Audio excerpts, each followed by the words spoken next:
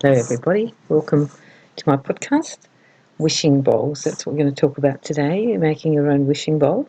I've made these wishing bowls before and they're rather cute to do, and I just wanted to share it with you because it was a very nice spiritual practice. The idea of the wishing bowl is that you get any kind of bowl. My husband actually made me one, a little wooden one with a little top on. It was really cute. And what you do is you write down your wishes on little pieces of paper, and then you put them in your wishing bowl and then bless the bowl.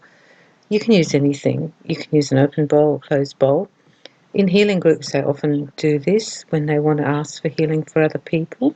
They have a bowl and they write the person's name and they all put it in the bowl and then they bless and send healing to the bowl.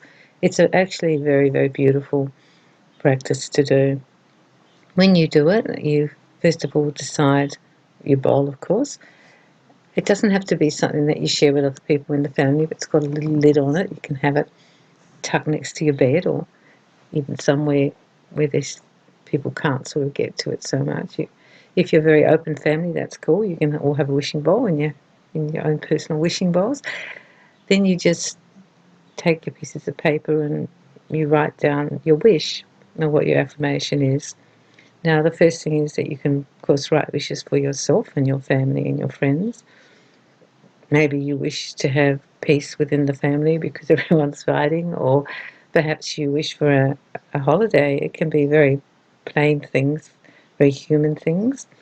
You might wish to be more patient, or you might wish that your right hip gets better because it's hurting all the time. Whatever your wishes are, you write separately and you put them in your wishing bowl. The wishing bowl is also for other people. I've used it to put in wishes for other people, like maybe you want somebody you love to meet somebody or get a new job, or that their asthma is less terrible for them, whatever the wish is, and you just put it in your bowl. I do suggest that you use not too small a bowl because you'll find that once you start doing it, you'll pop into your head about, oh, I better put that in my wishing bowl for so-and-so or so-and-so. And then you'll need a bowl or several bowls for different things.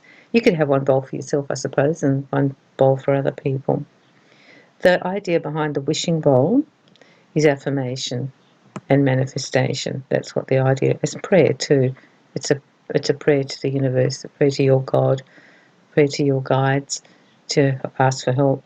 I think it's also a prayer to people on the other side, because sometimes we can't get things done here because the energy might get stuck or we just can't get it done.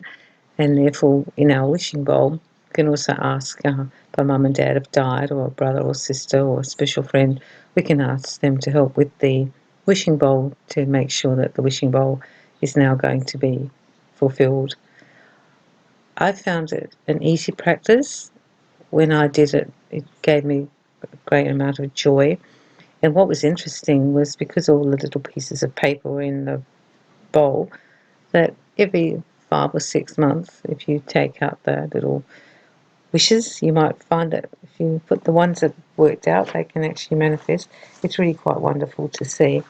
It's a little bit like that practice. I did another podcast on how to move things energetically along, and it's a little bit like that, because what you're doing is energetically you're putting out the signal that this is something that you want to move or change or heal.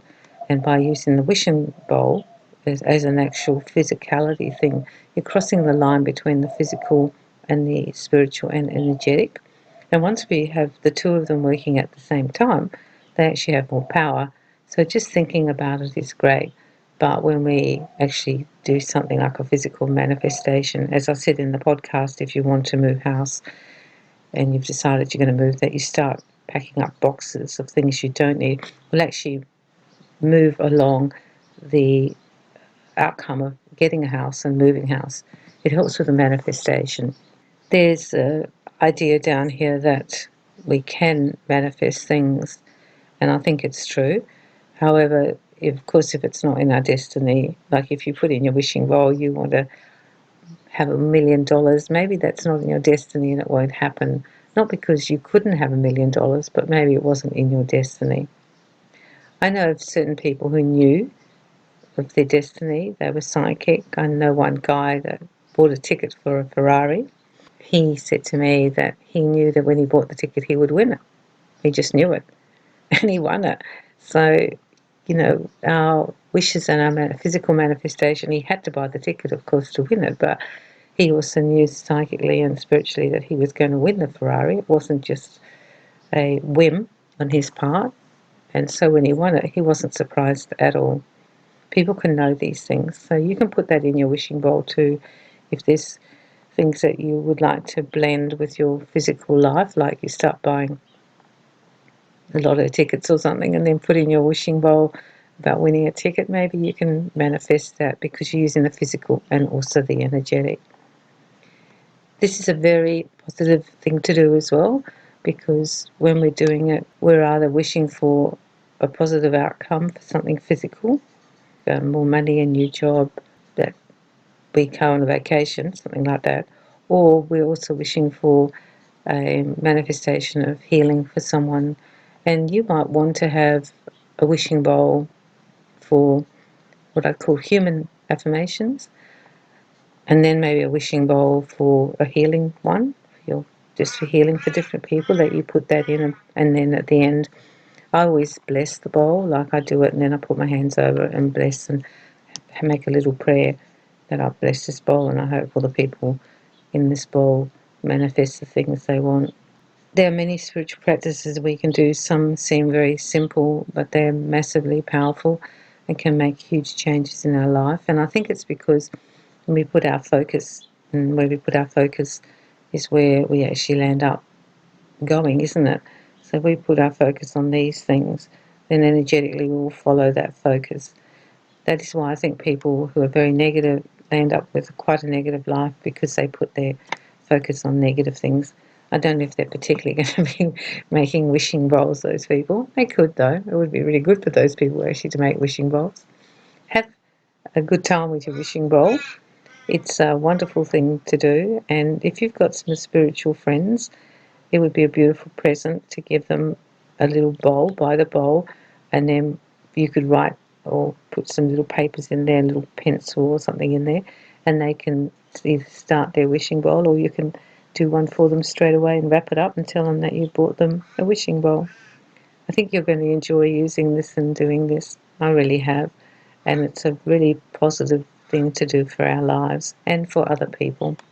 So I'm sending you good wishes and good healing and lots of love and lots of light.